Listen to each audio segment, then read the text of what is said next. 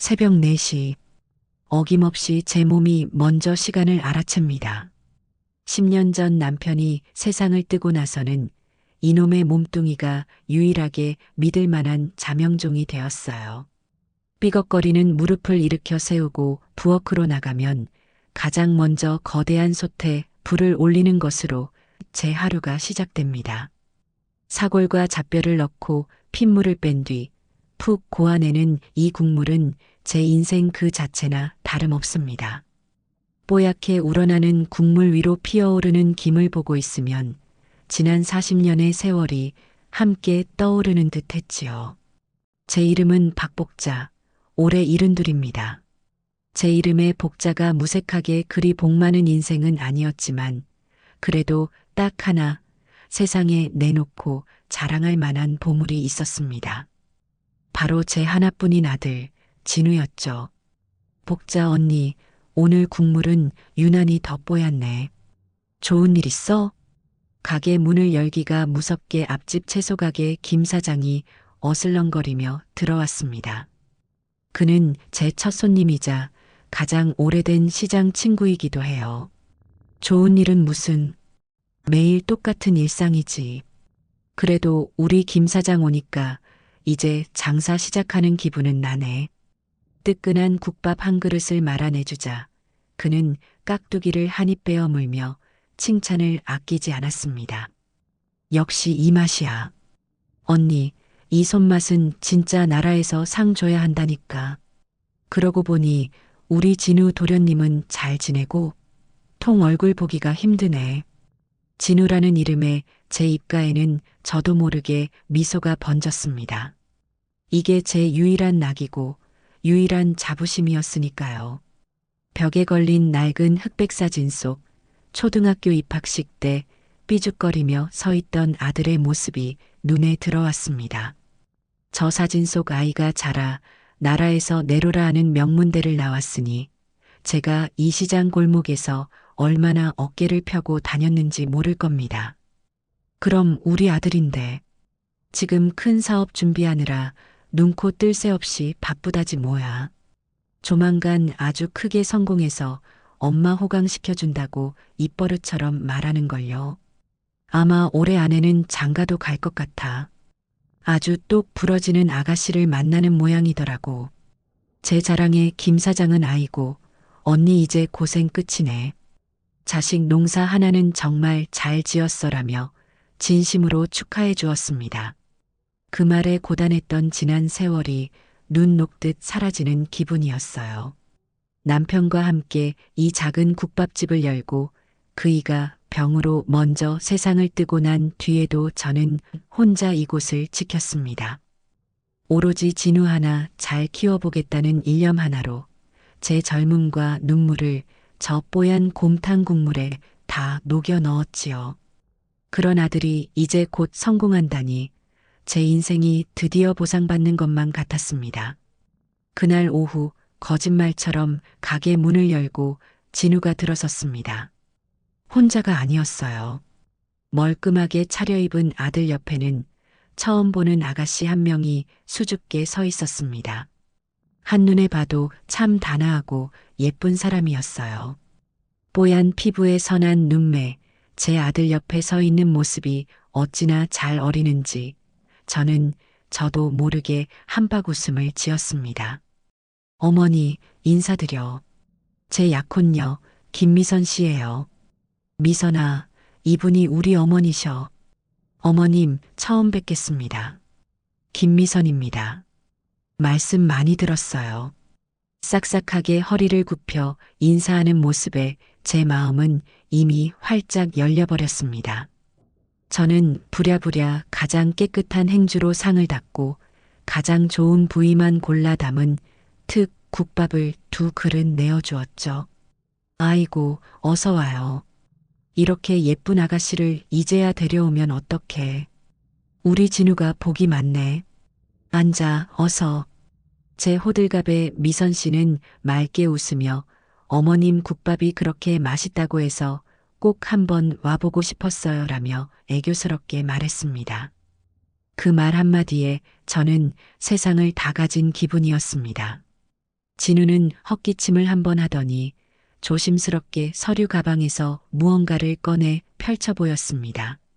어머니, 제가 지금 준비하는 사업이 바로 이거예요. 그가 보여준 것은 알아들을 수 없는 영어와 복잡한 도표로 가득한 사업 계획서였습니다. 저는 까막눈이나 다름없었지만 아들이 무언가 대단한 일을 하고 있다는 것만은 분명히 알 수 있었죠. 이게 다 뭐냐?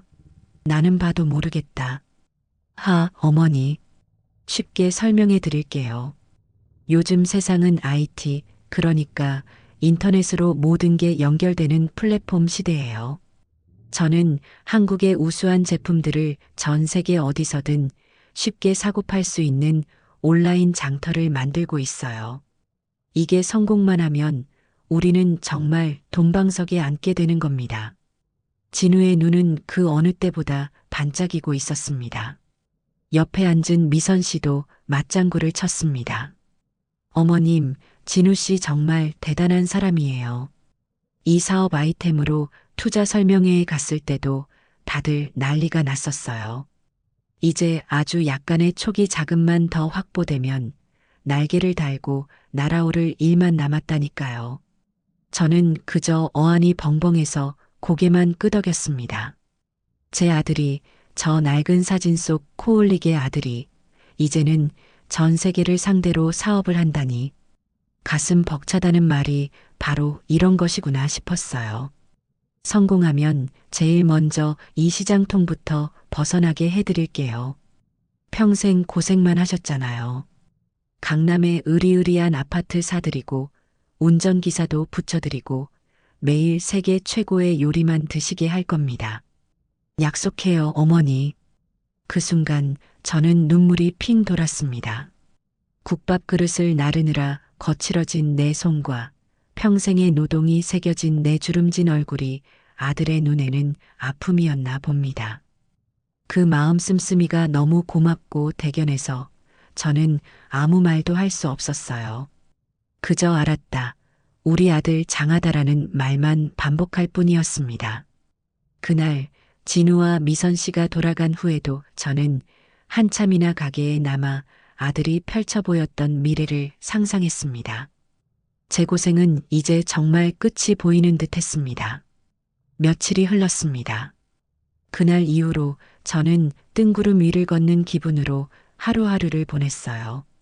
시장 사람들에게 우리 아들 사업이 얼마나 대단한지, 약혼녀는 또 얼마나 예쁘고 싹싹한지 침이 마르도록 자랑을 하고 다녔지요. 다들 자기 일처럼 기뻐해주며 저를 부러워했습니다. 그러던 어느 날 저녁 가게 문을 닫고 혼자 정산을 하고 있는데 진우에게서 전화가 왔습니다. 평소와 달리 목소리가 조금 잠겨 있었어요. 어머니, 지금 잠깐 가게로 가도 될까요?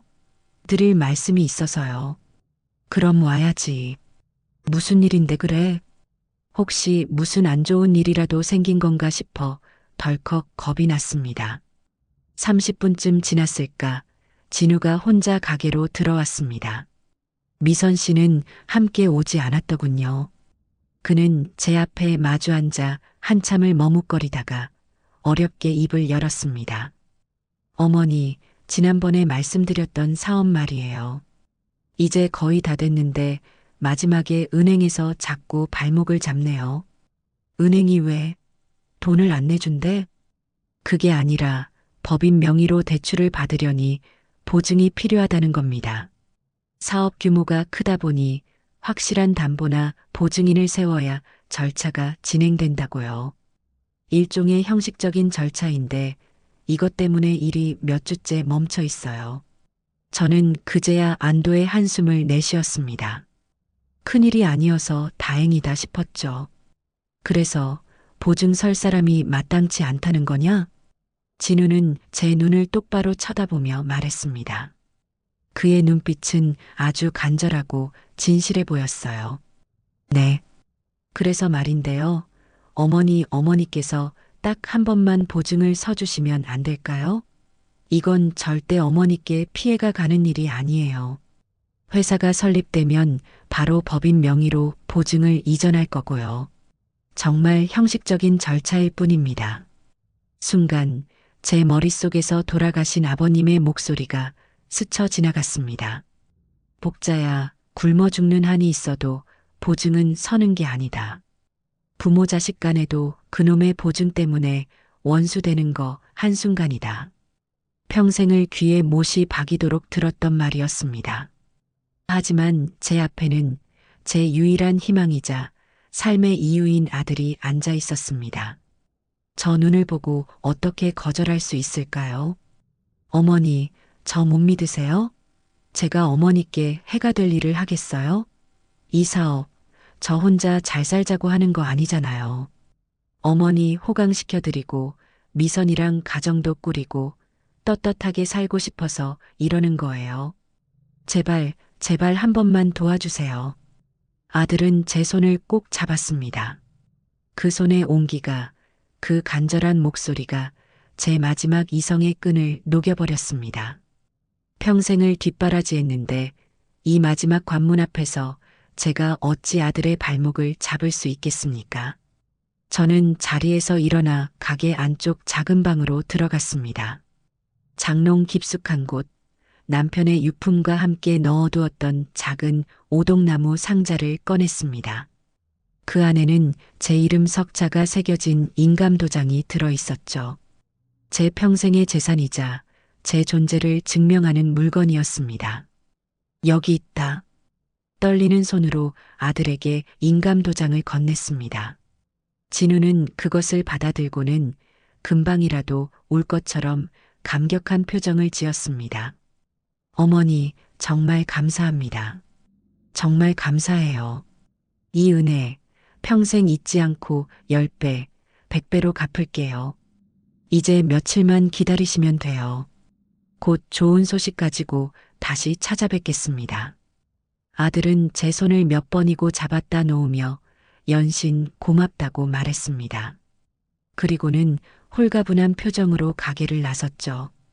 텅 빈 가게에 홀로 남은 저는 왠지 모를 불안감에 가슴 한쪽이 서늘해지는 것을 느꼈습니다. 하지만 애써 고개를 저었어요. 내 아들인데, 내 유일한 피부치인데 설마 무슨 일이 있겠어. 그렇게 스스로를 다독이고 또 다독였습니다. 그것이 지옥으로 향하는 문을 제 손으로 활짝 열어젖힌 순간이었음을 그때의 저는 정말이지 까맣게 몰랐습니다. 그날 밤 저는 꿈에서조차 아들이 성공하는 모습을 그리며 잠이 들었습니다. 참으로 어리석고 어리석은 밤이었습니다. 아들이 제 인감도장을 들고 홀가분하게 가게를 나선 그 밤, 저는 정말이지 제 인생의 모든 고생이 끝났다고 믿었습니다. 제 낡은 국밥집이 곧 강남의 으리으리한 레스토랑이 될 것이고 기름때 묻은 제 작업복은 비단옷으로 바뀔 것이라 상상했죠. 매일같이 저를 찾아오던 시장 상인들에게도 우리 진우, 이제 곧 신문에 날 거야. 세계적인 사업가라니까 라며 입이 닳도록 자랑을 했습니다. 그들의 부러움 섞인 축하를 받을 때마다 저는 하늘을 나는 기분이었습니다. 하지만 아들이 약속했던 며칠은 일주일이 되고 열흘이 되었습니다. 처음에는 큰일을 하려면 원래 시간이 걸리는 법이지라며 스스로를 다독였어요. 하지만 보름이 넘어가자 제 마음속에 작은 불안의 싹이 트기 시작했습니다. 전화를 걸면 받지 않는 횟수가 늘어났고 겨우 연결이 되어도 수화기 너머에서는 시끄러운 음악 소리와 함께 어머니, 제가 지금 바빠서요. 곧, 정말 곧 연락드릴게요. 하는 성의 없는 대답만 돌아오곤 했죠. 그 곧이라는 말이 천금같이 느껴졌습니다. 저는 혹시나 하는 마음에 아들이 줬던 명함을 꺼내 들었습니다. 주글로벌월드 홀딩스 대표 최진우라는 거창한 이름 아래 적힌 주소는 강남의 한 번 듯한 빌딩이었어요. 저는 큰 맘을 먹고 하루 장사를 접은 뒤 그 주소로 직접 찾아가 보기로 했습니다.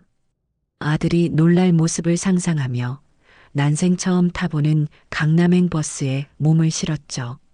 하지만 1시간을 넘게 걸려 도착한 빌딩에서 제가 마주한 것은 수많은 회사의 이름이 적힌 우편함들 뿐이었습니다.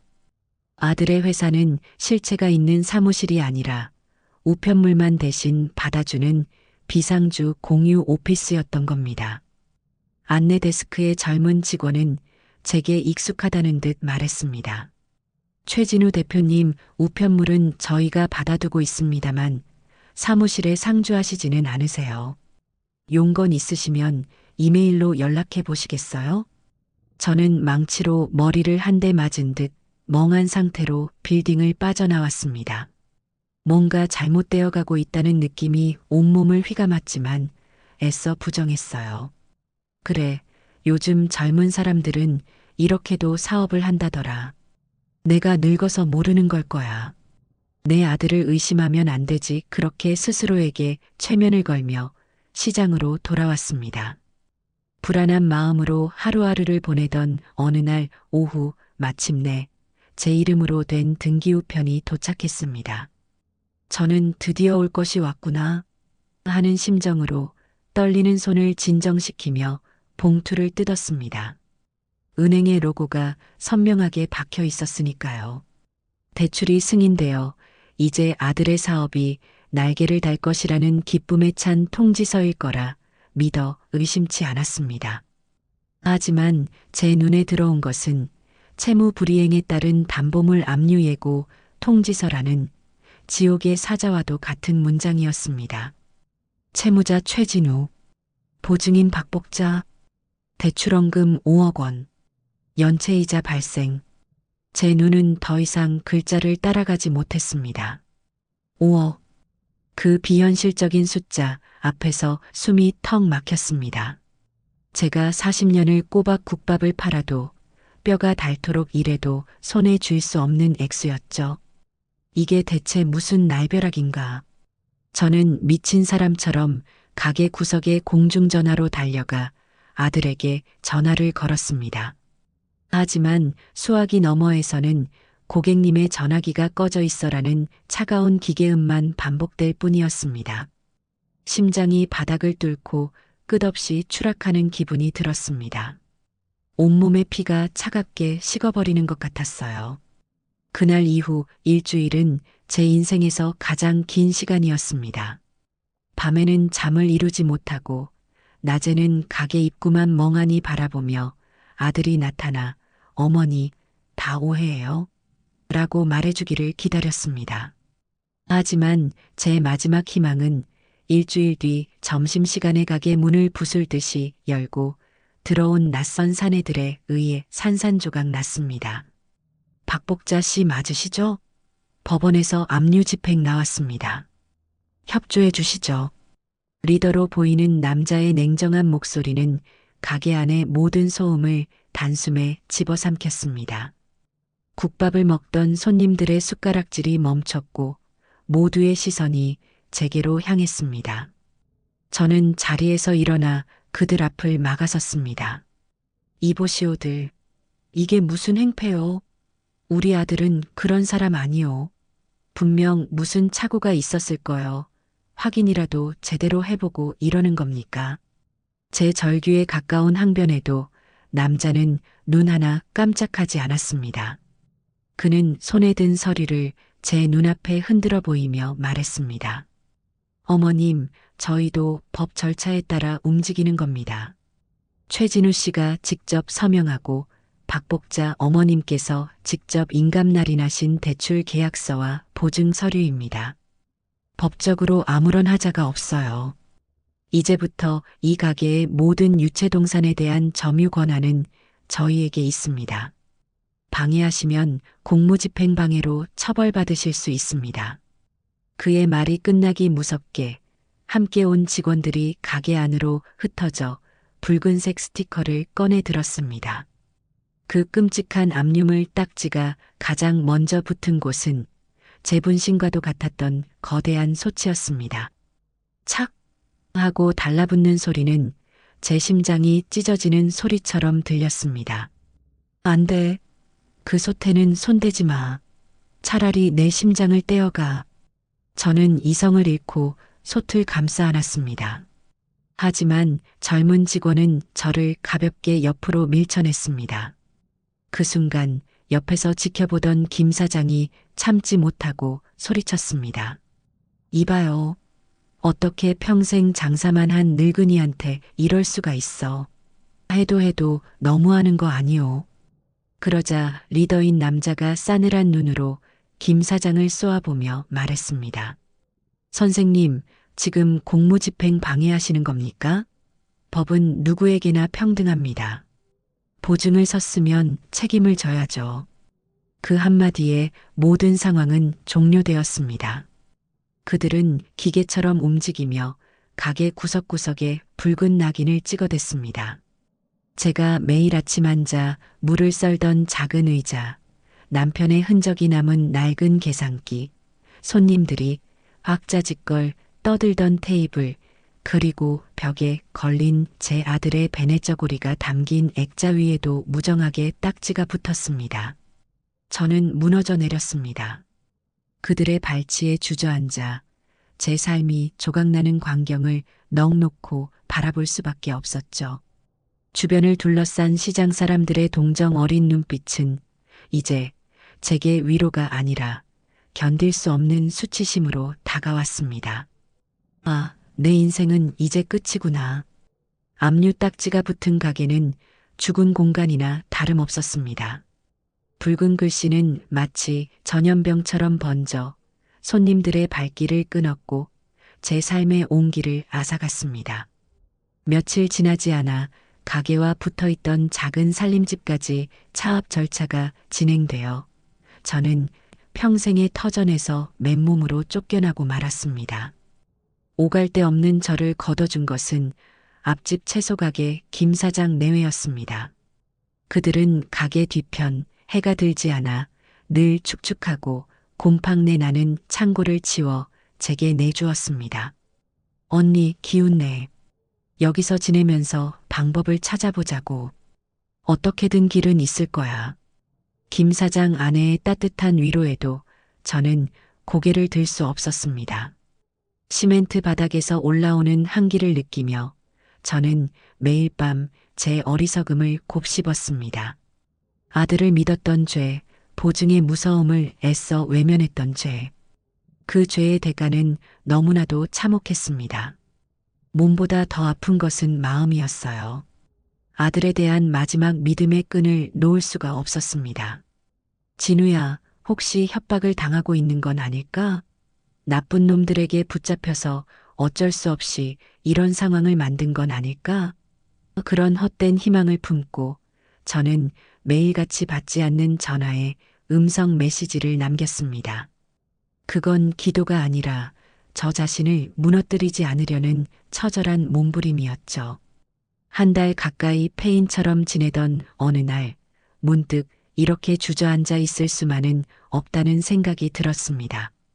내 아들이 정말 위험에 처한 것이라면 엄마인 내가 구해야 했습니다. 만약 그게 아니라면 내 눈으로 직접 진실을 확인해야 했습니다. 저는 아들의 행방을 찾기 위해 백방으로 뛰어다니기 시작했습니다. 졸업했다던 명문대에 찾아가 봤지만 최진우라는 이름의 졸업생은 없다는 답변만 돌아왔습니다. 예전에 살던 새방을 찾아가 봤지만 이미 다른 사람이 산 지 오래였죠. 그러다 문득 아들 회사에서 격리로 일했다던 젊은 아가씨가 떠올랐습니다. 김 사장에게 부탁해 수소문한 끝에 그녀의 연락처를 겨우 알아낼 수 있었죠. 전화를 받은 그녀는 제 목소리를 듣자마자 울먹였습니다. 어머님, 정말 죄송해요. 저는 대표님이 정말 사업하시는 줄 알았어요. 그런데 월급도 밀리고 사무실도 빼는 걸 보고 이상해서 그만뒀어요. 아가씨, 괜찮아. 혹시 우리 진우가 어디 있는지 알 수 없을까? 엄마인데 꼭 좀 만나봐야겠어서 그래. 제 간절한 부탁에 그녀는 한참을 망설이다 작은 목소리로 말했습니다. 정확한 주소는 모르지만 약혼녀분과 강남에 있는 프레스티지 타워라는 오피스텔에 자주 갔어요. 거기 월세가 엄청 비싸다고 자랑했었거든요. 프레스티지 타워. 그 이름을 들은 저는 마지막 남은 쌈짓돈을 털어 무작정 강남으로 향했습니다. 화려한 명품관과 고급 레스토랑이 즐비한 거리 한가운데 그 오피스텔은 위압적인 모습으로 서 있었습니다. 저는 그 건물 맞은편 버스 정류장에 쭈그리고 앉아 하염없이 입구를 바라보았습니다. 하루, 이틀, 사흘. 빵 하나로 끼니를 때우고 밤에는 차가운 의자에서 새우잠을 자며 아들을 기다렸습니다. 지나가는 사람들은 저를 정신 나간 노숙자 취급하며 곁눈질했지만 저는 아랑곳하지 않았습니다. 제발, 제발 무사한 모습으로 나타나 주기만을 빌었습니다. 그리고 나흘째 되던 날 밤, 제 눈에 익숙한 고급 외제차가 오피스텔 지하 주차장으로 미끄러져 들어가는 것이 보였습니다. 제 심장이 쿵쾅거리기 시작했습니다. 잠시 후 엘리베이터를 타고 1층 로비로 나온 것은 분명 제 아들 최진우와 약혼녀 김미선이었습니다. 둘은 명품 쇼핑백을 양손 가득 들고 있었고 얼굴에는 행복한 웃음이 가득했습니다. 제 아들은 무사했습니다. 위험에 처한 것이 아니었어요. 그 순간 안도감과 함께 정체를 알 수 없는 거대한 불안감이 저를 덮쳤습니다. 저는 저도 모르게 기둥 뒤로 몸을 숨겼습니다. 그리고 그들의 대화를 듣게 되었죠. 제 인생을 송두리째 바꿔놓은 그 잔인한 대화를. 자기야, 오늘 쇼핑 대박이다. 이 시계 너무 예쁘지 않아? 김미선이 자신의 손목을 흔들어 보이며 교태를 부렸습니다. 그러자 진우가 그녀의 허리를 감싸 안으며 낄낄거렸습니다. 그까짓 시계가 대수야? 우리 이제 이 돈으로 해외 나가서 평생 이렇게 살 건데. 그나저나 그 늙은이 지금쯤 어떻게 됐을지 궁금하긴 하다. 길바닥에서 밥은 얻어먹고 다니려나? 늙은이 그 단어가 비수처럼 날아와 제 심장에 박혔습니다. 온몸에 피가 역류하는 것 같았습니다. 어머, 자기는 엄마 걱정도 돼? 천하의 최진우가? 걱정은 무슨, 그냥 내 돈줄이 잘 살아있나 궁금한 거지. 아주 뽕을 제대로 뽑았어. 평생 국밥 팔아서 꼽을 쳐둔 돈에 가게 담보대출까지. 와, 그렇게 쉽게 넘어올 줄은 몰랐다니까. 내가 어머니 사랑합니다. 호강시켜드릴게요 하니까 눈물까지 글썽이는데 진짜 웃겨서 혼났네. 푸아, 자기는 연기 대상감이야. 근데 그 돈 다 정리되려면 얼마나 더 걸려? 나 빨리 여기 뜨고 싶어. 좀 찝찝하단 말이야. 걱정 마, 자기야. 일주일이면 다 끝나. 대포 통장으로 돈 세탁 거의 다 끝냈고 비행기 표도 예약해놨어. 이제 저 늙은이랑 거지 같은 시장 골목은 영원히 안녕이야. 우리 둘만의 파라다이스로 가는 거지. 그들은 서로를 껴안고 입을 맞추었습니다. 그들의 웃음소리와 행복해 보이는 모습이 제 눈에는 세상에서 가장 추악하고 역겨운 장면으로 보였습니다. 사랑하는 내 아들은 없었습니다. 처음부터 존재하지 않았던 겁니다. 제 앞에는 제 자궁을 빌려 태어난 악마와 그 악마에게 기생하는 또 다른 마귀가 서 있을 뿐이었습니다. 저는 그 자리에 못 박힌 듯 서서 그들이 엘리베이터를 타고 사라지는 것을 지켜보았습니다. 눈물조차 흐르지 않았습니다. 슬픔, 분노, 배신감, 그 모든 감정이 한순간에 증발하고 그 자리에는 차갑고 텅 빈 심연만이 남았습니다. 제가 평생을 바쳐 지키고 사랑했던 모든 것이 한낱 추악한 사기극의 재료로 쓰였다는 사실을 깨달은 순간 제 안에 무언가가 완전히 그리고 영원히 죽어버렸습니다. 강남의 휘황찬란한 불빛은 마치 망막에 박힌 유리 조각처럼 집으로 돌아오는 내내 저를 찔러댔습니다. 덜컹거리는 시내버스 창문에 머리를 기댄 채 저는 무심하게 스쳐 지나가는 서울의 야경을 바라보았습니다. 술에 취해 비틀거리는 젊은이들, 지친 하루를 마치고 꾸벅꾸벅 조는 직장인, 서로의 어깨에 기댄 풋풋한 연인. 그 평범한 풍경들이 제게는 마치 다른 세상의 이야기처럼 아득하게 느껴졌습니다. 불과 몇 시간 전까지 저 역시 저들처럼 소박한 행복을 꿈꾸던 늙은 어미였는데 말입니다. 그날 밤 저는 김 사장 내외의 배려로 가게 뒤편에 딸린 작은 골방으로 돌아가지 않았습니다. 발길이 저절로 굳게 닫힌 채 붉은 딱지가 덕지덕지 붙은 제 국밥집 앞으로 향했습니다. 차가운 자물쇠를 만져보았습니다. 평생을 바쳐 닫고 쓸었던 제 가게의 문은 이제 제가 들어갈 수 없는 세상이 되어 있었습니다. 어둠 속에 잠긴 가게 안을 들여다보며 저는 수십 년의 세월을 보았습니다. 남편과 함께 웃으며 첫 손님을 받던 날 어린 진우가 솥단지 옆에 쪼그려 앉아 숙제를 하던 모습, 명절 대목에 몰려드는 손님들로 땀 흘릴 틈도 없이 바빴지만 마음만은 넉넉했던 순간들. 그 모든 것이 저 붉은 딱지 아래에서 신음하며 죽어가고 있었습니다. 그리고 그 모든 것을 앗아간 것이 제 뱃속으로 낳아 기른 아들이라는 사실이 실감 나지 않았습니다. 차라리 모르는 남에게 당한 일이라면 억울하다며 가슴을 치고 통곡이라도 할 수 있었을 겁니다. 하지만 이건 그런 종류의 고통이 아니었습니다.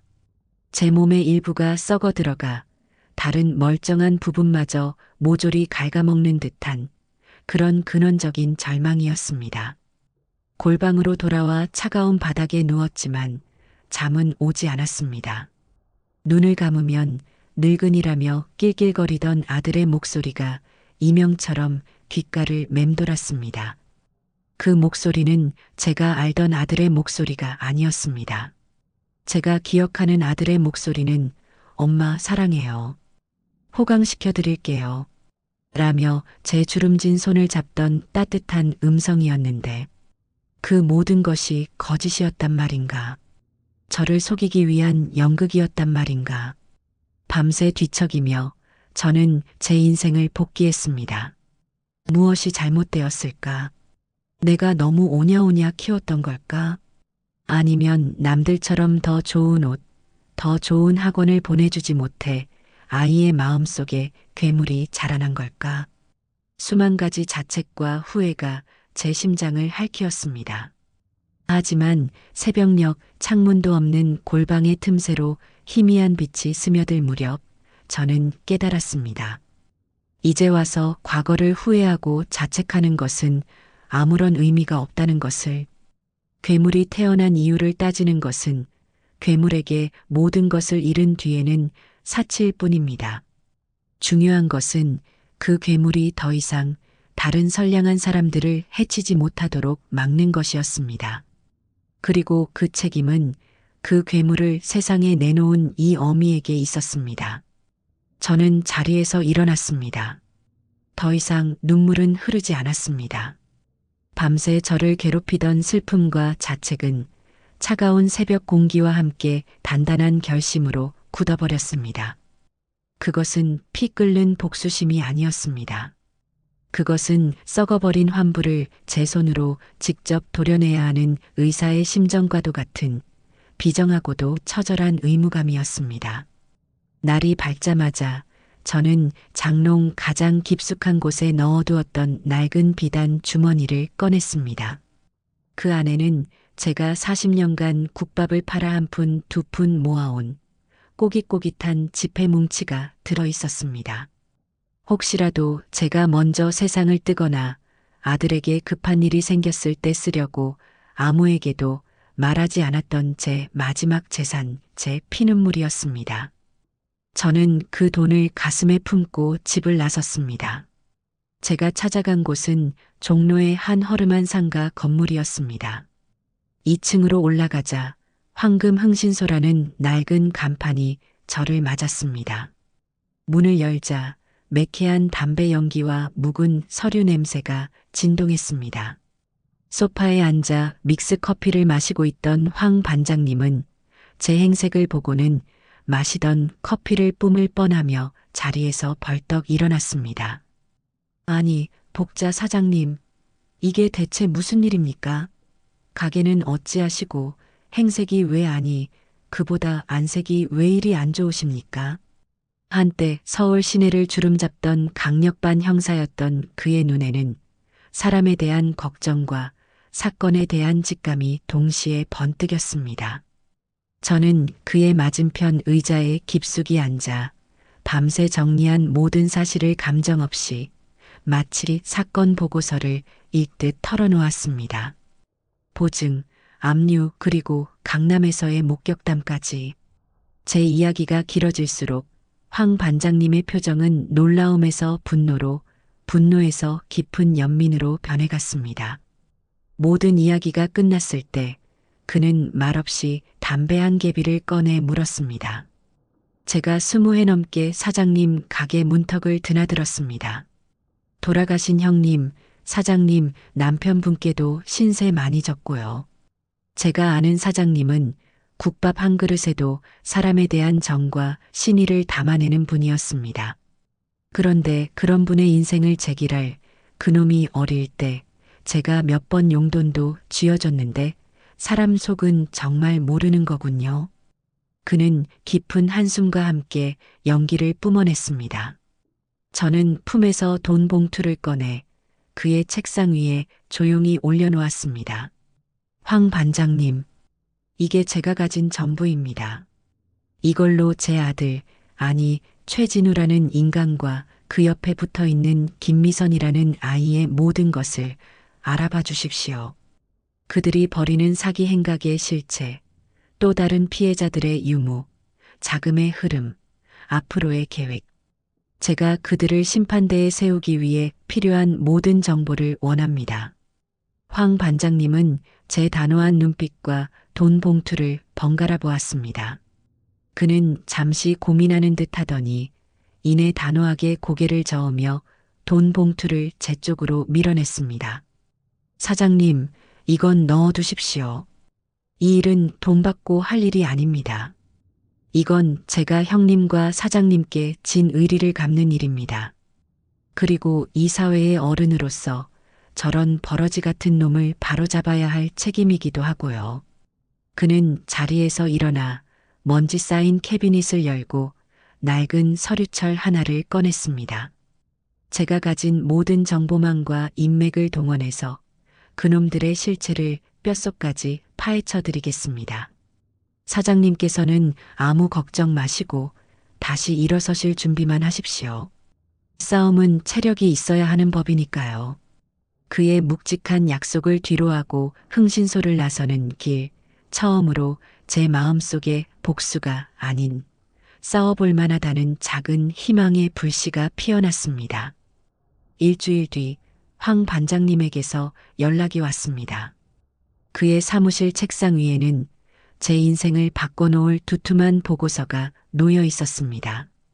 그는 보고서를 넘기며 의사가 환자에게 병명을 설명하듯 차분하지만 단호한 목소리로 말했습니다. 사장님, 최진우의 사업은 IT와 아무런 관련이 없었습니다. 전형적인 기획 부동산 사기입니다. 그가 펼쳐 보인 서류에는 경기도 외곽의 한 임야 지도가 있었습니다. 그리고 그 옆에는 그 땅이 개발 제한 구역 및 상수원 보호구역으로 이중 지정되어 있어 앞으로 100년이 지나도 집 한 채 지을 수 없는 쓸모없는 땅이라는 사실이 적힌 토지 이용 계획 확인원이 첨부되어 있었습니다. 최진우는 이 땅을 헐값에 사들인 뒤 가짜 개발 도면과 조감도를 만들어 3년 안에 신도시가 들어설 황금 입지라고 속여 은퇴 자금을 가진 노인들에게 수십 수백 배의 가격으로 쪼개서 팔아온 것이었습니다. 보고서에는 다른 피해자 노인들의 명단과 그들이 작성한 사기 계약서 사본도 들어 있었습니다. 하나같이 평생을 모아온 재산, 자식들에게 물려주려던 마지막 희망을 저당 잡힌 사람들이었습니다. 저는 보고서 위에 놓인 쓸모없는 그 땅의 지도를 40년간 국밥을 말아 거칠어진 손가락으로 천천히 쓸어보았습니다. 바로 이곳이 내 아들이 다른 사람들의 피와 눈물을 제물로 삼아 자신의 낙원을 건설하려 했던 지옥의 터전이었습니다. 좋습니다. 이제 그 지옥의 불구덩이를 그놈의 발밑에 그대로 옮겨다 놓을 시간이었습니다. 제 심판의 첫 번째 장은 바로 이 땅에서 시작될 것이었습니다. 심판을 집행하기 위해서는 힘이 필요했고 그 힘은 결국 돈에서 나왔습니다. 제게 돈은 곧 국밥이었습니다. 저는 다시 솥을 잡아야 했습니다. 무너진 그 자리에서 제가 평생을 해온 가장 정직한 방법으로 다시 일어서야 했습니다. 하지만 현실은 냉혹했습니다. 가게와 집을 모두 잃은 제게는 당장 국밥 한 그릇을 말아낼 작은 공간조차 없었습니다. 저는 수십 년간 쌓아온 제 얼굴과 신용을 담보로 시장 사람들에게 손을 내밀어야 했습니다. 부끄러움과 미안함에 며칠을 망설였지만 제 마음속에 차가운 결심이 저를 움직였습니다. 제가 가장 먼저 찾아간 곳은 40년 지기 정육점을 하는 최 사장이었습니다. 그는 제 몰골을 보자마자 하던 일을 멈추고 제 손을 덥석 잡았습니다. 아이고, 복자 누님, 이게 대체 무슨 일이야? 내가 소문은 대강 들었지만 이 정도일 줄은 몰랐네. 그 천하의 몹쓸 놈. 저는 차마 고개를 들지 못하고 어렵게 입을 열었습니다. 최 사장, 내가 염치 없는 부탁 하나만 하러 왔네. 나 다시 국밥 장사 시작하려고. 그러니 자네가 좋은 사골이랑 고기 좀 외상으로 대줄 수 있겠나? 내가 돈 버는 대로 이자까지 쳐서 꼭 갚겠네. 제 말에 최 사장은 눈을 희번덕거리며 화를 냈습니다. 누님, 지금 나를 뭘로 보고 그런 섭섭한 소리를 하는 거야? 우리 아버지가 이 가게 물려주시기 전에 누님네 국밥집에 고기 대면서 우리 식구들 먹고 살았어. 누님이 우리 집 은인인데 외상은 무슨 놈의 외상이야. 내가 이 가게 문 닫는 한이 있어도 누님 솥에 들어갈 뼈다귀랑 고기는 무제한으로 대줄 테니 그런 소리 2번 다시 하지 마. 그의 진심 어린 호통에 저는 눈시울이 뜨거워졌습니다. 채소가게 이씨 아주머니도 쌀가게 박영감님도 마찬가지였습니다. 그들은 마치 제 일인 것처럼 발 벗고 나서 장사에 필요한 모든 것을 자신의 일처럼 챙겨주었습니다. 시장 번영회장이었던 박영감님은 시장 구석에 비어있던 갑판 자리를 제가 무료로 쓸 수 있도록 상인들의 동의까지 받아주었습니다. 제가 40년간 쌓아온 것이 비단 돈만이 아니었음을, 이 변치 않는 신뢰와 따뜻한 정이야말로 제 가장 큰 재산이었음을 깨달았습니다. 며칠 뒤 시장 상인들의 십시일반 도움으로 시장 한쪽 구석에 작은 갑판이 차려졌습니다. 복잔의 원조국밥. 낡았지만 수많은 사람들의 온기가 담긴 간판이 다시 걸리는 순간 저는 이를 악물었습니다. 이곳을 제 복수를 위한 성지로, 제 길을 위한 발판으로 만들겠다고. 하지만 장사를 다시 시작하는 길은 험난했습니다. 오랜만에 잡은 국자와 솥은 낯설었고 쉴 틈 없이 일했던 예전과 달리 늙고 지친 몸은 쉽게 따라주지 않았습니다. 첫날 끓인 국물은 예전의 깊은 맛이 나지 않았고 저는 밤새 솥 앞에서 눈물을 쏟으며 맛을 잡기 위해 애썼습니다. 그렇게 며칠을 끙끙 앓고 있을 때 저를 기억하는 오랜 단골들이 하나둘씩 찾아오기 시작했습니다. 사장님, 소문 듣고 왔습니다. 다시 돌아와 주셔서 정말 고맙습니다. 한때 제 가게 근처에서 택시 운전을 하던 김 기사였습니다. 그는 제 국밥을 한술 뜨더니 눈을 감고 그 맛을 음미했습니다. 그 이 맛입니다. 그런데 예전보다 국물 맛이 더 깊어졌네요. 뭐랄까, 사장님의 한과 눈물이 담긴 맛이랄까. 더 맛있어졌습니다. 그의 말에 다른 단골들도 맞장구를 쳤습니다. 그들은 제 국밥을 눈물의 국밥, 제기국밥이라 부르며 입소문을 내주었습니다. 소문은 꼬리를 물고 퍼져나갔고 제 작은 가판 앞에는 금세 긴 줄이 늘어서기 시작했습니다. 그러던 어느 날 한때 제 가게의 단골이었던 지역 신문사의 박 기자가 저를 찾아왔습니다. 그는 신문사 내에서도 강직하기로 소문난 정의감 넘치는 기자였죠.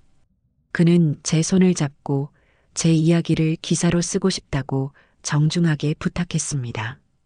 저는 잠시 망설였습니다. 제 치부를 세상에 드러내는 것이 두려웠기 때문입니다. 하지만 이내 결심했습니다. 제 이야기가 저와 같은 다른 피해자들에게 용기를 줄 수 있다면, 그리고 제 아들놈의 사기 행각을 세상에 알려 추가 피해를 막을 수 있다면 기꺼이 제 모든 것을 밝히겠다고. 며칠 뒤 신문사회면 한쪽에 40년 국밥 장인의 피눈물 아들에게 배신당한 어머니, 정의를 외치며 다시 서다라는 제목의 심층 기사가 실렸습니다. 제 기구한 사연과 그럼에도 불구하고 제기하려는 저의 의지, 그리고 기획부동산 사기의 위험성을 알리는 내용이 담긴 그 기사는 예상보다 훨씬 큰 파장을 일으켰습니다. 방송사에서도 연락이 오기 시작했고 제 국밥집은 순식간에 전국적인 명소가 되었습니다. 제 가게는 이제 단순한 식당이 아니었습니다. 세상의 모든 정보가 모이고 퍼져나가는 정보의 교차로가 되었죠. 저는 국밥을 팔면서도 손님들의 대화에 온 신경을 집중했습니다. 사기꾼들의 수법에 대해 열변을 토하는 변호사 손님, 개발제한 구역의 법적 허점에 대해 이야기하는 건축가 손님, 시장 상인들 사이에 떠도는 자잘한 소문들까지. 저는 그 모든 것을 제 머릿속에, 그리고 매일 밤 저만의 비밀 장부에 꼼꼼히 기록했습니다. 제 국밥집은 복수를 위한 자금을 마련하는 공장이자 적의 동태를 파악하는 가장 확실한 정보기관이었습니다. 저는 매일 밤 수북이 쌓인 돈을 세며 생각했습니다. 진우야, 너는 어미의 돈을 빼앗아갔지만 나는 그 돈으로 너를 심판할 칼을 사고 있단다. 그리고 내가 무시했던 이 늙은 어미의 귀가 너의 숨통을 조일 가장 무서운 정보망이 될 것이다. 국밥을 팔아 복수를 위한 충분한 자금과 정보를 확보했을 때 저는 드디어 그들을 잡을 첫 번째 덫을 놓기로 결심했습니다. 그 덫은 크고 화려하지 않았습니다. 오히려 그들이 가장 하찮게 여기고 가장 만만하게 생각하는 것들로 만들어진 아주 질기고 튼튼한 그물이었습니다. 저는 황 반장님이 찾아낸 다른 피해자 노인들을 한 분 한 분 직접 찾아갔습니다. 그들은 대부분 자식들 보기 부끄럽고 세상의 손가락질이 두려워 사기당한 사실을 가슴에 묻은 채 화병만 앓고 있었습니다. 제가 찾아가 함께 싸우자고 했을 때 그들은 대부분 고개를 저었습니다. 늙은이가 뭘 할 수 있겠소? 그냥 죽은 셈 치고 사는 거지. 괜히 나섰다가 자식들 얼굴에 똥칠만 하는 거요. 그냥 조용히 있고 싶소. 저는 그들을 포기하지 않았습니다. 저는 그들을 제 국밥집으로 초대했습니다. 가게 문을 닫은 늦은 밤, 제 가게에는 저처럼 깊은 상처를 입은 노인 대여섯 분이 어색하게 앉아 있었습니다. 저는 그들에게 아무 말 없이 제가 밤새 끓여낸 뜨끈한 국밥과 정성껏 담근 김치를 내어놓았습니다. 따뜻한 국밥이 들어가자 얼어붙었던 그들의 마음도 조금씩 녹아내렸습니다. 한 노인이 먼저 자신의 이야기를 꺼내자 다른 노인들도 참았던 울음을 터뜨리며 각자의 사연을 털어놓기 시작했습니다. 자식 결혼 자금으로 주려던 돈을 날린 할머니, 아내 병원비로 쓰려던 돈을 사기당한 할아버지. 그들의 피눈물 어린 사연에 국밥집은 순식간에 눈물바다가 되었습니다. 모두의 울음이 잦아들었을 때 제가 자리에서 일어나 조용히 말했습니다. 여러분, 우리가 이렇게 흩어져서 각자 눈물만 흘리고 있으면 저 악마 같은 놈은 우리가 흘린 눈물을 술 삼아 마시며 평생을 호의호식할 겁니다. 우리가 빼앗긴 건 단순히 돈이 아닙니다. 평생을 바쳐 쌓아온 우리의 삶과 자존심, 그리고 자식들 앞에 떳떳했던 부모의 이름입니다. 우리가 흩어지면 그저 힘없는 피해자지만 우리가 똘똘 뭉치면 저놈을 심판할 무서운 재판관이 될 수 있습니다. 저와 함께 싸워주시겠습니까? 우리의 것을 우리 손으로 되찾읍시다. 제 목소리에는 단호한 결의가 담겨 있었습니다. 제 말에 노인들의 눈빛이 달라졌습니다. 체념과 슬픔 대신 분노와 용기가 타오르기 시작했습니다. 그날 밤 우리는 정의 구현 피해자 연대를 결성했습니다. 우리의 복수는 이제 저 혼자만의 외로운 싸움이 아니었습니다. 우리의 첫 번째 계획은 최진우의 끝없는 탐욕을 역이용하는 것이었습니다. 그는 이미 여러 명의 노인들에게 사기를 쳐 거액을 손에 쥐었지만 그의 탐욕은 만족을 몰랐습니다. 더 큰 먹잇감을 발견하면 분명 이성을 잃고 달려들 것이라 확신했습니다. 저는 국밥을 팔아본 돈 중 억대의 자금을 투자했습니다. 그리고 황 반장님을 통해 그의 은퇴한 경찰 동료 중 가장 인상이 좋고 배포가 큰 오반장을 섭외했습니다. 우리는 그에게 수백만 원짜리 맞춤 양복을 입히고 번쩍이는 고급 시계를 채웠으며 운전기사가 딸린 최고급 외제차까지 빌려 그를 완벽한 강남의 부동산 재벌 박 회장으로 변신시켰습니다. 가짜 박 회장은 며칠간 최진우의 동선을 파악한 뒤 그가 자주 가는 최고급 호텔 라운지에서 그와 우연을 가장에 마주쳤습니다. 그리고는 일부러 최진우의 귀에 들리도록 자신의 운전기사에게 큰 소리로 말했습니다. 김 기사, 요즘 강남 땅은 너무 올랐어. 이제 경기도 쪽으로 눈을 돌려야 해. 어디 대규모 리조트 지을 만한 싼 땅 나온 거 없나 알아보게. 돈은 얼마가 들어도 상관없으니 부지만 좋으면 돼. 아니나 다를까 그 말을 들은 최진우의 눈이 반짝였습니다. 그는 곧바로 박 회장에게 접근해 자신이 바로 그런 땅을 대량으로 보유하고 있는 사람이라며 자신을 소개했습니다. 그의 사기 레퍼토리는 똑같았습니다. 개발이 불가능한 땅을 곧 천지가 개벽할 황금 땅이라며 포장했죠. 박 회장은 그의 말을 다 들어주는 척하며 감탄사를 연발했습니다. 그리고는 그의 어깨를 툭 치며 결정적인 미끼를 던졌습니다. 허허, 최 사장. 정말 대단한 젊은이로구만. 좋아, 아주 마음에 들었어. 당신이 가진 그 땅, 내가 전부 다 시세의 2배 가격으로 사주겠네.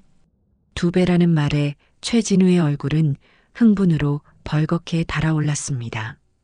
그가 감사의 말을 하려는 순간 박 회장이 말을 이었습니다.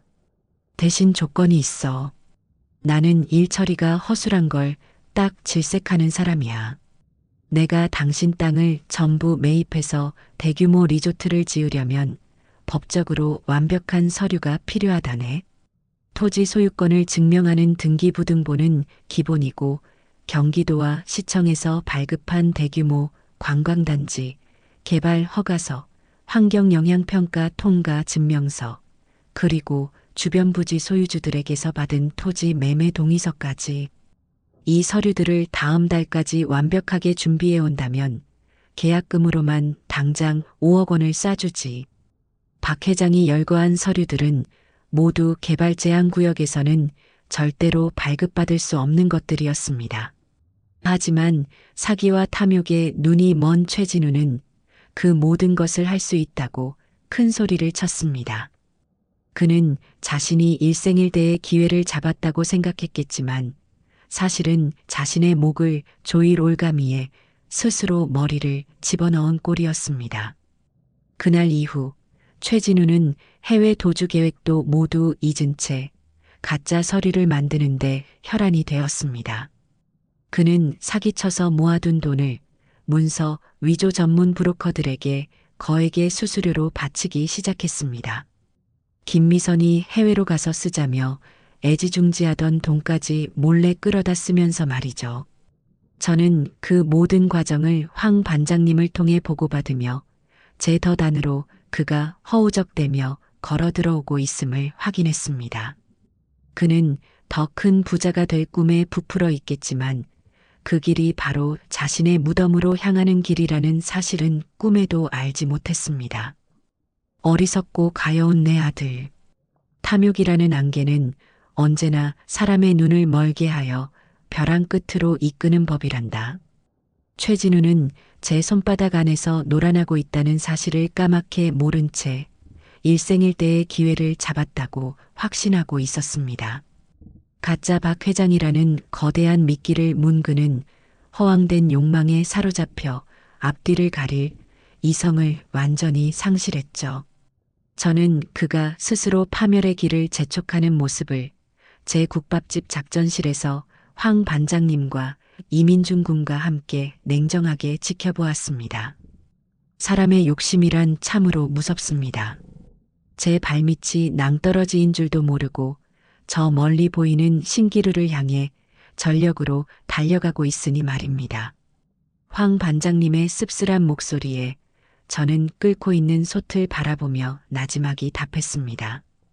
저 아이는 지금 자신이 사냥꾼인 줄 알겠지요. 하지만 자신이야말로 더 교활한 사냥꾼들이 쳐놓은 덫에 걸린 사냥감이라는 사실을 깨닫게 될 겁니다. 그 덫의 이름은 바로 탐욕입니다. 최진우는 박 회장에게 약속한 완벽한 서류를 위조하기 위해 그동안 범죄를 통해 긁어 모은 돈을 아낌없이 쏟아붓기 시작했습니다. 그는 과거에 함께 일했던 전문 문서 위조 브로커들을 수소문했습니다. 위조 브로커들은 최진우가 큰 건을 물었다는 사실을 알아채고는 평소보다 몇 배나 되는 수수료를 요구했습니다. 최 사장, 이번 서류들은 급이 달라. 시청이나 도청 직인이 들어가는 거라 우리도 목숨 걸고 하는 거야. 이 정도는 받아야지. 최진우는 울며 겨자 먹기로 그들의 요구를 들어줄 수밖에 없었습니다. 그의 통장 잔고는 눈에 띄게 줄어들기 시작했습니다. 또한 그는 박 회장의 환심을 사기 위해 강남의 최고급 룸살롱에서 매일같이 술 접대를 하고 수백만 원짜리 명품 시계와 양주를 선물로 바쳤습니다. 그의 허영심은 그의 재산을 더욱 빠르게 갉아먹고 있었습니다. 그들의 화려했지만 불안했던 아성에서는 당연히 파열음이 나기 시작했습니다. 돈의 흐름에 누구보다 민감했던 김미선이 가장 먼저 문제를 제기했죠. 황 반장님이 설치한 감청 장치를 통해 저는 그들의 지옥 같은 일상을 매일 밤 라디오 드라마처럼 들을 수 있었습니다. 어느 날 밤 김미선은 와인을 마시던 잔을 테이블에 거칠게 내려놓으며 최진우를 쏘아붙였습니다. 자기야, 나 더 이상은 못 참겠어. 우리 비행기표 원래 지난주였잖아. 그런데 왜 자꾸 미루는 거야? 그리고 우리 계좌 내가 오늘 확인해 봤는데 돈이 거의 절반이나 비었어. 이 돈 다 어디 갔어?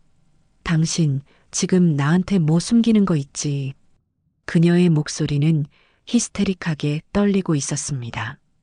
자신들의 완벽했던 도주 계획이 틀어지고 있다는 공포가 그녀를 덮친 것이었죠. 최진우는 그녀를 안심시키려 했지만 그의 말은 변명에 가까웠습니다. 미선아, 제발 좀 진정해. 내가 다 계획이 있어서 그래. 박 회장이라는 분 정말 상상도 못할 부자야. 이 계약만 성사시키면 우리는 지금 가진 돈의 10배, 20배를 벌 수 있어. 그때는 전용기를 타고 떠나도 된단 말이야. 제발 나 좀 믿어줘. 믿어? 내가 당신을 어떻게 믿어? 당신은 지금 나랑 상의 한마디 없이 우리 공동 자금을 마음대로 쓰고 있잖아. 그 박 회장이라는 영감, 당신이 꾸며낸 유령 아니야? 아니면 당신이 그 영감이랑 짜고 나를 버리려는 속셈이거나. 말 함부로 하지 마. 내가 너를 버릴 것 같아? 최진우의 목소리도 격해졌습니다. 하지만 그의 눈빛은 흔들리고 있었습니다. 그는 이미 김미선을 속이고 있었기 때문입니다. 그들의 관계는 서로를 향한 불신으로 썩어 문드러지고 있었습니다. 그날 이후 김미선의 행동은 눈에 띄게 달라졌습니다. 그녀는 최진우에 대한 감시를 노골적으로 시작했습니다. 그녀는 그의 휴대폰을 훔쳐보려 했고 그의 차에 몰래 녹음기를 설치하기도 했습니다. 물론 그 모든 행동은 황 반장님의 손바닥 안에 있었죠. 그리고 그녀는 더욱 치밀하게 자신만의 탈출 계획을 세웠습니다. 그녀는 최진우 몰래 자신이 빼돌린 돈으로 환치기 브로커를 만나 달러로 바꾸고 가짜 신분증과 위조 여권까지 만들기 시작했습니다. 저는 이 위태로운 관계에 마지막 기름을 붓기로 했습니다. 황 반장님은 그의 정보원 중 가장 연기력이 뛰어난 여성 한 명을 김미선이 다니는 최고급 청담동 미용실의 손님으로 등록시켰습니다. 그리고 김미선의 옆자리에서 일부러 들으라는 듯 큰 소리로 통화하게 만들었습니다. 어머, 자기야. 대박 소식? 내 친구 남편이 사채업 하는데 최진우라는 사기꾼이 요즘 돈이 급해서 자기 약혼녀 명의로까지 대출을 받으러 다닌다더라. 그런데 더 웃긴 건 뭔지 알아? 그놈이 강남의 어떤 부동산 재벌이랑 붙어서 더 큰 사기를 준비하는데 그 재벌이 자기 파트너는 지저분하니까 정리하고 오라고 했대.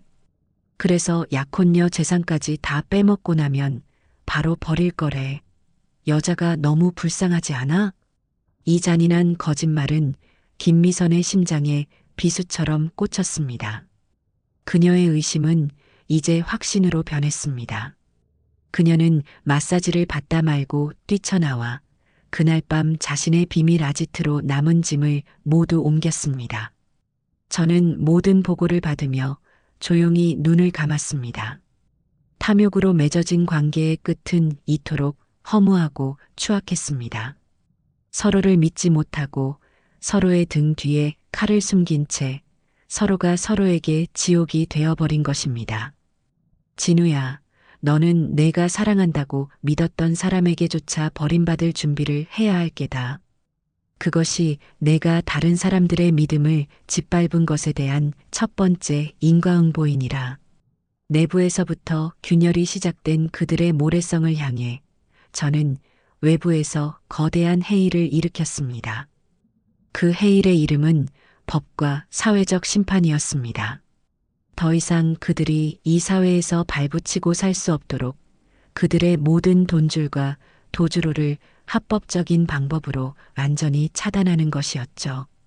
제가 결성한 정의 구현 피해자 연대는 이제 제법 규모가 커졌습니다. 저와 비슷한 처지의 노인 피해자들이 수십 명으로 늘어났고 우리는 매주 모여 서로를 위로하고 함께 싸울 전략을 세웠습니다. 저는 국밥을 팔아번 돈으로 대한민국 최고의 로펌에서 일하다 은퇴한 사기 사건 전문 변호사를 고문으로 모셨습니다. 그는 우리의 사연에 깊이 분노하며 자신의 남은 인생을 사회 정의를 위해 바치겠다며 우리와 함께하기로 했습니다.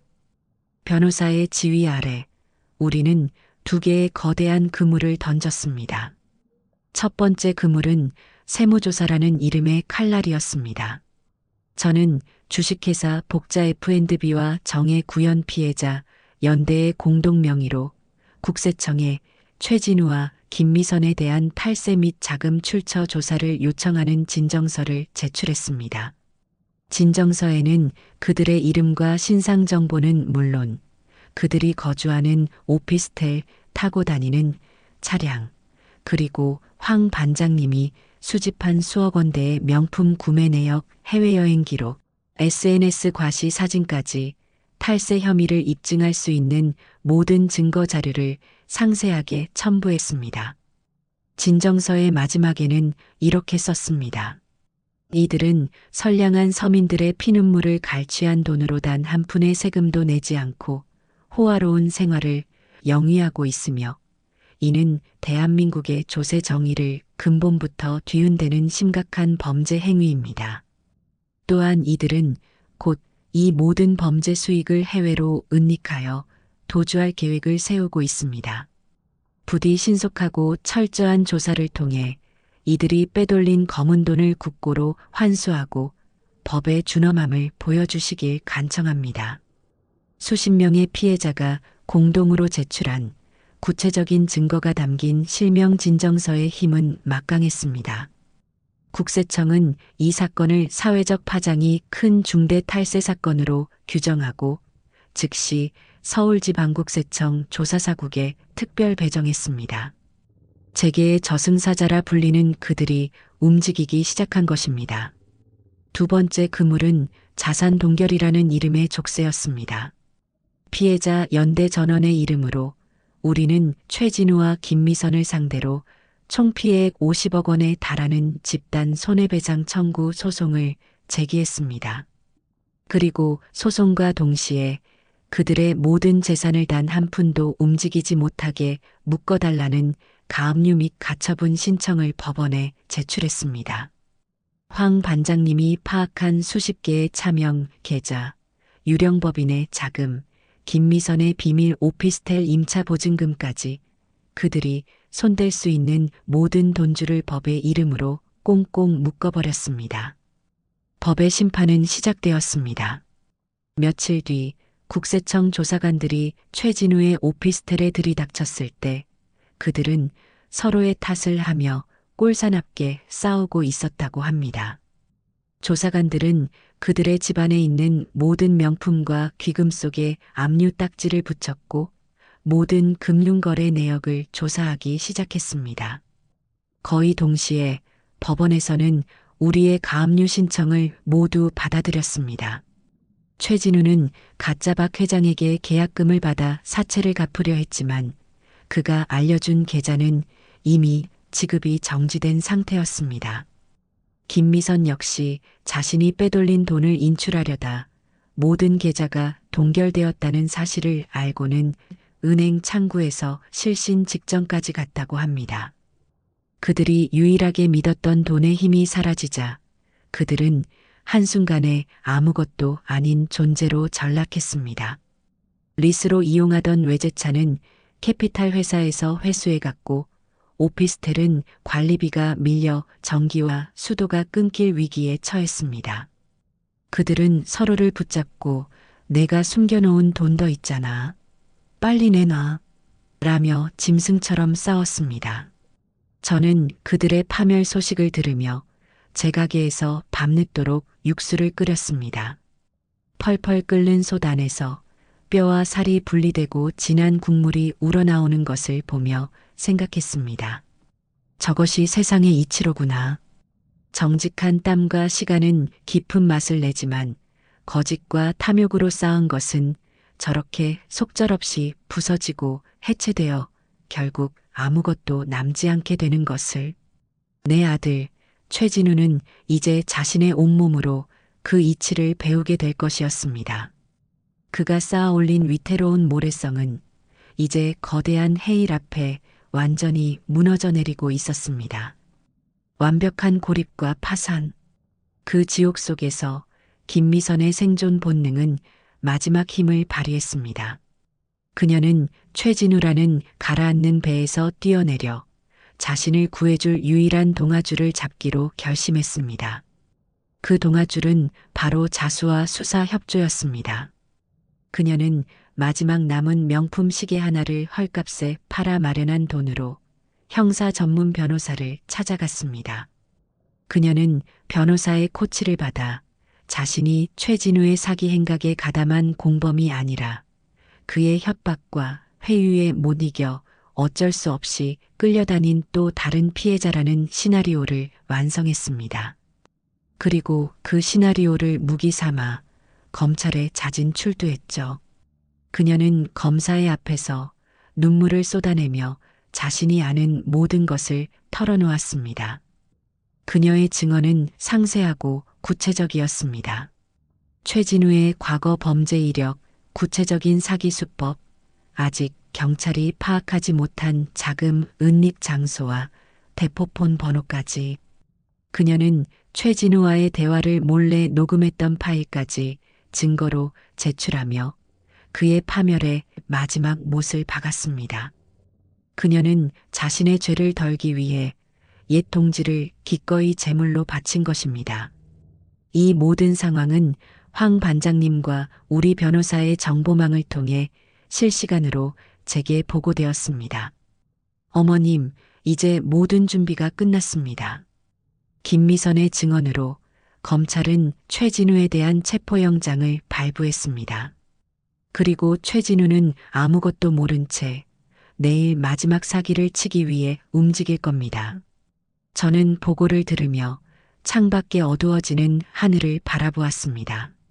내일은 길고 길었던 이 지긋지긋한 싸움이 끝나는 날이었습니다.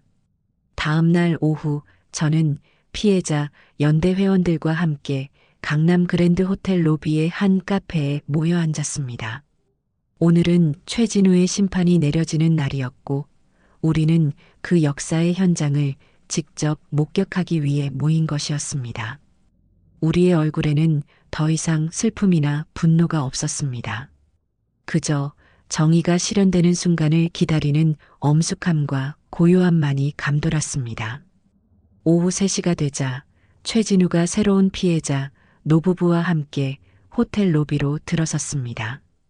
그의 얼굴은 사채빚과 스트레스로 헬쑥했지만 마지막 사기를 성공시키겠다는 욕망으로 번들거리고 있었습니다. 그는 노부부를 데리고 계약 장소인 1205호로 향하는 엘리베이터에 올라탔습니다. 그가 사라진 직후 호텔 로비 곳곳에 손님으로 위장하고 있던 건장한 형사들이 일제히 움직이기 시작했습니다. 그들은 무전으로 서로의 위치를 확인하며 조용히 12층으로 향했습니다. 우리 모두는 숨을 죽인 채 엘리베이터의 숫자판만 바라보고 있었습니다. 시간이 흐르고 마침내 엘리베이터 문이 다시 열렸습니다. 그 안에서 양팔을 붙잡힌 채 은색 수갑이 채워진 최진우가 형사들에게 끌려 나왔습니다. 그의 손에는 방금 도장을 찍은 듯한 가짜 계약서와 피해자에게서 받은 돈가방이 들려 있었습니다. 그는 자신이 왜 잡혔는지조차 이해하지 못하는 완전히 넋이 나간 표정이었습니다. 형사들에게 이끌려 로비를 가로지르던 그는 마침내 카페에 앉아있는 우리를 발견했습니다. 자신이 사기를 쳤던 수십 명의 피해자들이 모두 한자리에 모여 자신을 지켜보고 있다는 사실을 깨달은 순간 그의 얼굴은 경악을 넘어 공포와 절망으로 일그러졌습니다. 그리고 그의 시선은 가장 마지막에 저에게 닿았습니다. 그가 늙은이라 부르며 조롱하고 평생을 바친 모든 것을 빼앗았던 그의 어머니. 그 어머니가 세상에서 가장 차갑고 고요한 눈으로 자신을 내려다보고 있었습니다. 그의 눈빛이 저에게 절규하듯 외치고 있었습니다. 어떻게 어머니가 제게 이럴 수 있습니까? 저는 자리에서 일어나 천천히 그에게로 걸어갔습니다. 그리고 저를 막아서는 형사들 앞에서 저는 제 아들의 눈을 똑바로 보고 아주 작은 목소리로 하지만 그의 심장에 박힐 만큼 또렷하게 말했습니다. 진우야, 내 죄를 헤아려 보거라. 제 목소리에는 원망이나 분노가 실려 있지 않았습니다. 그저 모든 것을 끝내는 자의 마지막 통고와도 같은 깊고 서늘한 슬픔만이 담겨 있었습니다. 최진우는 그 자리에 주저앉아 아이처럼 울부짖기 시작했습니다.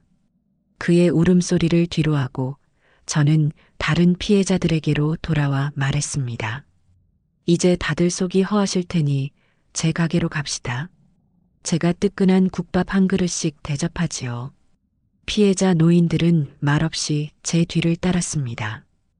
호텔의 화려한 샹들리에 불빛 아래 한 젊은 사기꾼의 처절한 울음소리가 울려 퍼지는 동안 우리는 서로의 상처를 보듬으며 조용히 그리고 누구보다도 당당하게 그 심판의 현장을 빠져나왔습니다.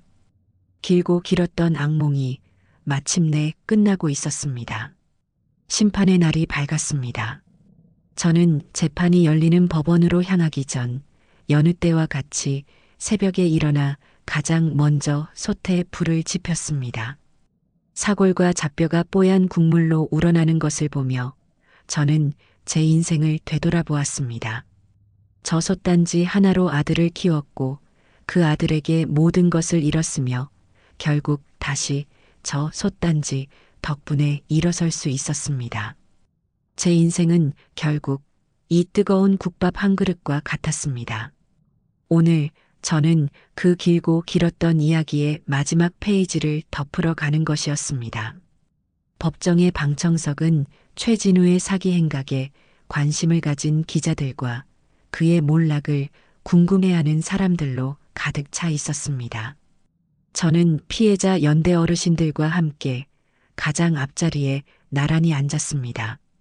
우리가 함께 들어서자 방청석에서는 작은 술렁임이 일었지만 우리는 그 어떤 시선에도 아랑곳하지 않고 굳건히 자리를 지켰습니다.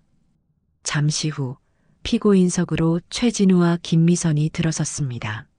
몇 달 만에 보는 아들의 얼굴은 교도소 생활에 형편없이 망가져 있었습니다. 그가 방청석에 앉아 있는 저를 발견하고는 잠시 놀란 듯 눈을 크게 떴지만 이내 원망과 증오가 뒤섞인 눈빛으로 저를 쏘아보았습니다. 저는 그의 눈을 피하지 않았습니다. 제 눈에는 더 이상 분노도 슬픔도 남아있지 않았습니다. 그저 텅 빈 심연과도 같은 고요함만이 존재할 뿐이었죠. 김미선은 고개조차 들지 못한 채 자신의 변호사 옆에서 흐느끼고 있었습니다. 재판장이 들어서고 재판이 시작되었습니다. 검사는 최진우가 저지른 범죄들을 하나하나 열거하며 그가 얼마나 계획적이고 악랄한 방법으로 선량한 피해자들의 삶을 파괴했는지, 특히 자신을 낳아준 어머니의 헌신적인 사람마저 어떻게 배신했는지를 논고했습니다. 그리고 법이 허용하는 최고형을 구형했습니다. 최진우는 최후 변론에서까지 자신의 죗값을 뉘우치지 않았습니다. 그는 자신이 사업을 하다 실패했을 뿐이며 모든 것은 어머니의 과도한 기대와 김미선의 배신 때문이라고 변명했습니다. 그의 뻔뻔한 모습에 방청석에서는 탄식이 터져나왔습니다. 마침내 재판장이 판결문을 읽어 내려가기 시작했습니다. 피고인 최진우. 피고인은 피해자들의 신뢰를 악용하여 거액의 재산을 편취하고 특히 자신을 향한 모친의 맹목적인 사랑마저 범죄의 수단으로 삼는 등 그 죄질이 극히 불량하고 반성의 기미가 보이지 않아 엄중한 처벌이 불가피하다. 이에 피고인 최진우에게 징역 15년을 선고한다. 15년. 그 선고를 듣는 순간 최진우의 얼굴에서 마지막 오기마저 사라졌습니다. 그는 다리가 풀린 듯 그 자리에 주저앉았고 내가 뭘 잘못했는데? 라며 절규하기 시작했습니다. 김미선 역시 범죄에 적극적으로 가담한 사실이 인정되어 징역 7년을 선고받고 법정에서 실신했습니다. 교도관들에게 끌려나가던 최진우는 마지막으로 저를 돌아보며 발악하듯 소리쳤습니다. 어머니, 어떻게 나한테 이럴 수 있어? 내가 이렇게 되길 바랐어? 행복해? 저는 그를 향해 아주 작게 하지만 그에게는 들릴 만큼 분명하게 입을 열었습니다. 아니, 나는 조금도 행복하지 않다. 다만 모든 것이 제자리로 돌아갔을 뿐이다. 제 말을 들은 그의 눈빛이 절망으로 무너져 내리는 것을 마지막으로 법정의 문은 닫혔습니다. 길고 길었던 심판이 마침내 끝이 났습니다. 법정을 나서자 수많은 기자들이 마이크를 들이밀며 제 심경을 물었습니다. 저는 그들을 향해 딱 한마디만 남기고 조용히 그 자리를 떠났습니다.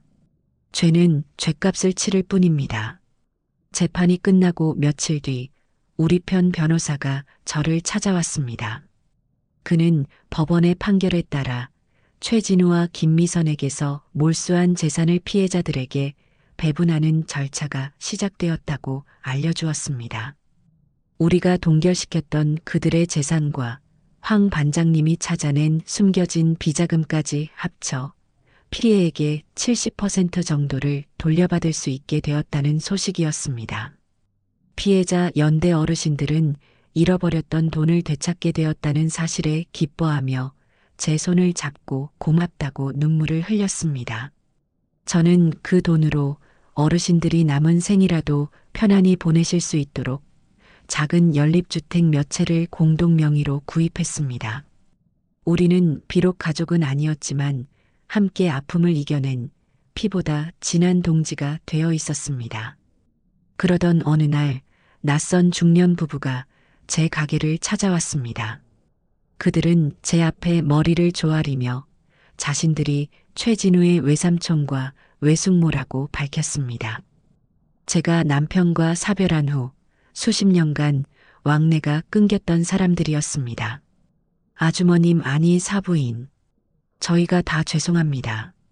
저희 조카가 그런 몹쓸 짓을 저지르다니 면목이 없습니다. 그래도 진우는 사부인의 하나뿐인 아들이지 않습니까? 제발 용서해 주시면 안 되겠습니까? 저희가 평생에 걸쳐서라도 피해 금액을 대신 갚겠습니다.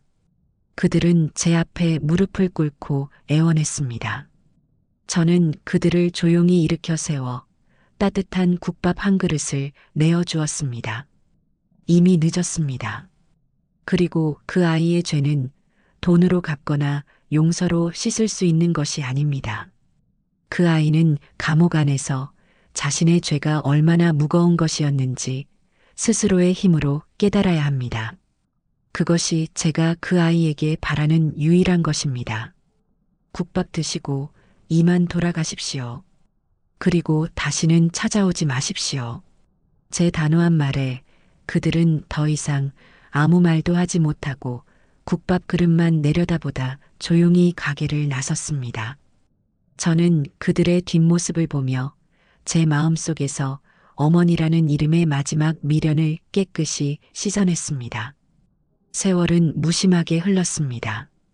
계절이 20번도 더 바뀌고 제 국밥집은 시장의 작은 가판을 넘어 서울 시내에 번듯한 5층짜리 건물을 올린 대형 식당이 되었습니다. 저는 이제 허름한 앞치마 대신 단정한 유니폼을 입고 직원들을 지휘하는 회장님이 되어 있었죠. 그러던 어느 날 제 앞으로 편지 한 통이 배달되었습니다. 발신지는 아들이 수감된 교도소였습니다. 10년 만에 받아보는 아들의 편지였습니다. 저는 제 사무실에서 떨리는 손으로 편지를 열었습니다. 편지지에는 삐뚤빼뚤하지만 제법 정돈된 글씨가 적혀 있었습니다.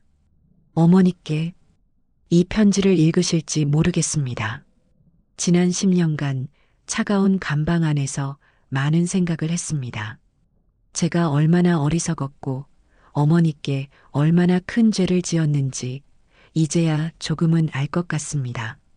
저는 이곳에서 기술을 배우고 있습니다. 몇 년 뒤 출소하면 국밥집에 찾아가 설거지부터라도 시작하며 어머니께 평생 속죄하며 살고 싶습니다. 부디 저에게 마지막 기회를 주십시오. 한 번만이라도 면회를 와주셨으면 합니다. 불효자식 진우 올림. 편지를 읽는 내내 제 마음은 무겁게 가라앉았습니다. 그의 글씨에서 뒤늦은 후회가 느껴졌지만 제 마음은 움직이지 않았습니다. 용서는 상처를 준 사람이 아니라 상처를 받은 사람이 선택하는 권리입니다. 그리고 저는 그를 용서할 마음이 추호도 없었습니다. 저는 편지를 들고 제 사무실 한편에 있는 작은 화로로 향했습니다. 그리고 말없이 편지를 불 속에 던져 넣었습니다. 종이는 순식간에 검은재로 변하며 허공으로 흩어졌습니다. 내 아들 진우는 10년 전 강남의 그 거리에서 내 손으로 장례를 치렀다. 이 편지는 그저 내가 알지 못하는 어느 죄수가 보낸 사연에 불과할 뿐이다. 저는 제가 되어 사라지는 편지를 보며 제 마음속에 남아있던 마지막 찌꺼기마저 완전히 태워버렸습니다. 제 인생의 마지막 장은 더 이상 복수나 용서라는 격렬한 단어로 채워지지 않았습니다. 그 모든 것이 지나간 자리에 저는 새로운 삶이라는 이름의 씨앗을 심고 그것을 정성껏 가꾸어 나가고 있었습니다. 제가 올린 복자 국밥 5층짜리 건물은 이제 단순히 국밥을 파는 식당이 아니었습니다. 그곳은 제 굴곡진 인생이 빚어낸 저만의 작은 왕국이자 새로운 희망의 터전이었습니다. 매일 아침 저는 1층과 2층을 가득 채운 손님들의 왁자지껄한 소리를 들으며 하루를 시작했습니다. 뜨거운 뚝배기가 나가는 소리, 맛있게 국밥을 먹는 후루룩 소리, 서로의 안부를 물으며 웃는 정겨운 목소리들, 그 모든 소음이 제게는 가장 아름다운 음악이었습니다. 저는 더 이상 주방에만 있지 않았습니다. 단정하게 유니폼을 차려입고 식당을 천천히 거닐며 오랜 단골들의 어깨를 두드려주고 새로 온 손님들에게는 따뜻한 미소로 인사를 건넸습니다. 직원들은 모두 제가 직접 면접을 보고 뽑은 착하고 성실한 젊은이들이었습니다. 저는 그들에게 월급 이상의 것을 주고 싶었습니다. 그래서 3층의 절반은 제 사무실이 아닌 직원들을 위한 넓고 쾌적한 휴게 공간으로 꾸몄습니다.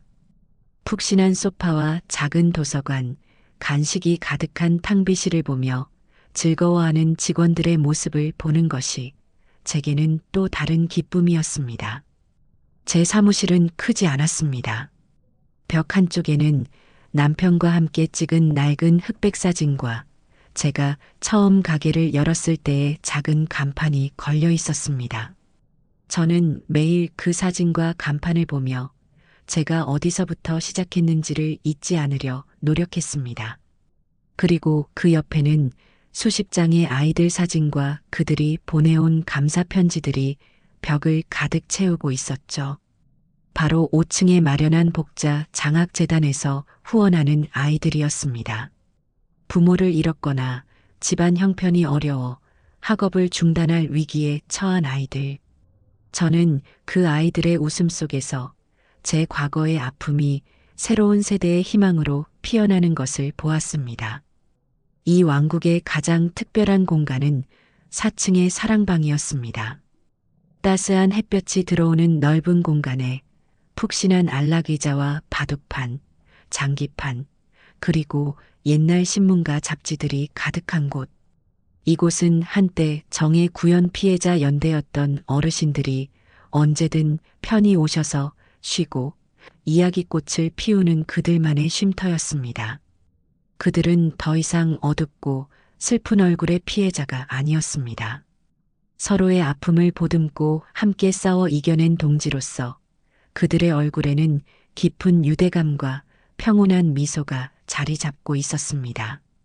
그들은 이곳에서 함께 화투를 치고 정치 이야기를 하며 열을 올리고 때로는 서로의 아픈 무릎을 주물러주며 남은 인생의 동반자가 되어주고 있었습니다.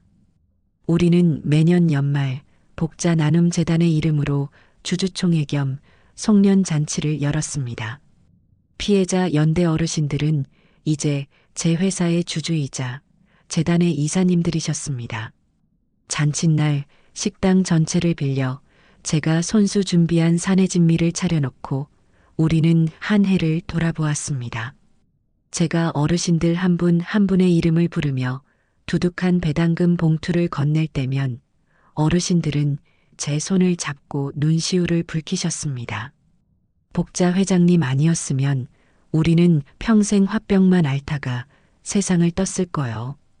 이렇게 웃으면서 노년을 보낼 수 있게 해줘서 정말 고맙소. 저는 그들의 손을 마주 잡으며 대답했습니다. 회장님은 무슨요? 저 역시 여러분이 아니었다면 복수심에 불타다 제풀에 쓰러졌을 겁니다. 우리는 잃어버린 돈을 되찾은 것이 아닙니다. 우리는 함께 일어서는 법을 배웠고 빼앗겼던 우리의 웃음을 되찾은 것입니다. 그러니 마음껏 웃으십시오. 이것이 우리의 가장 큰 승리입니다. 그들의 건강한 웃음소리 속에서 저는 제 복수가 파괴가 아닌 상처 입은 영혼들을 위한 치유와 새로운 공동체의 시작이었음을 깨닫곤 했습니다. 그러는 사이 제 곁에는 새로운 가족도 생겼습니다. 피해자 연대의 한 분이었던 박영감님이 몇 해 전 세상을 떠나셨는데 그분에게는 부모를 일찍 여의고 할아버지 손에 자란 착실한 손자가 하나 있었습니다. 저는 그 청년 민호를 제 친손자처럼 여겨 그가 대학을 마칠 때까지 학비를 모두 지원해 주었습니다. 그는 대학을 졸업하자마자 다른 좋은 직장을 마다하고 제 회사로 찾아와 무슨 일이든 하겠다고 했습니다. 이제 민호는 제법 듬직한 청년이 되어 제 오른팔 역할을 톡톡히 해내고 있었습니다. 그는 저를 회장님이 아닌 늘 어머니라고 불렀습니다. 어느 날 오후 제 사무실에서 함께 서류를 보던 민호가 제게 물었습니다. 어머니, 가끔 생각해요. 어머니는 그 사람이 밉지 않으세요? 그 사람이 누구를 가리키는지 우리는 굳이 말하지 않아도 알 수 있었습니다. 저는 잠시 창밖을 바라보다가 조용히 대답했습니다. 민호야, 미움이라는 감정도 마음에 그 사람을 위한 자리가 조금이라도 남아있을 때 생기는 거란다. 내 마음속에는 이제 그 아이를 위한 자리가 단 한 뼘도 남아있지 않아. 그러니 밉지도 그립지도 궁금하지도 않단다. 그저 나와는 아무 상관없는 사람이 되었을 뿐이지. 제 말에 민호는 더 이상 묻지 않고 제 어깨를 가만히 주물러 주었습니다. 저는 그 청년의 따뜻하고 정직한 손길 속에서 제가 잃어버린 아들의 빈자리가 아니라 제가 새롭게 얻은 아들의 온기를 느끼고 있었습니다. 그것은 과거의 상처를 덮는 것이 아닌 새로운 관계가 주는 치유의 힘이었습니다. 어느 겨울밤이었습니다. 마지막 손님까지 모두 돌아가고 직원들도 퇴근한 텅 빈 식당에 홀로 남았습니다. 창밖에는 한방눈이 소리 없이 내리고 있었습니다. 저는 마치 제 삶의 오랜 의식처럼 저 자신만을 위한 국밥 한 그릇을 정성껏 말기 시작했습니다. 수십 년간 제 손에 익은 낡은 국자를 들어 펄펄 끓는 솥에서 뽀얀 국물을 퍼올렸습니다. 김이 모락모락 피어오르는 뚝배기에 정성껏 밥을 토렴하고 가장 부드러운 부위로 삶아둔 수육을 가지런히 올렸습니다. 그리고 그 위에 눈처럼 하얀 소금으로 간을 맞추고 새벽녘의 소나무 숲처럼 싱싱한 파를 송송 썰어 얹었습니다. 마지막으로 제가 직접 담가 깊은 맛이 우러난 깍두기 한 접시를 곁들였습니다. 창가 자리에 앉아 소복이 쌓이는 눈을 바라보며 저는 숟가락을 들어 국물 한 술을 천천히 입으로 가져갔습니다.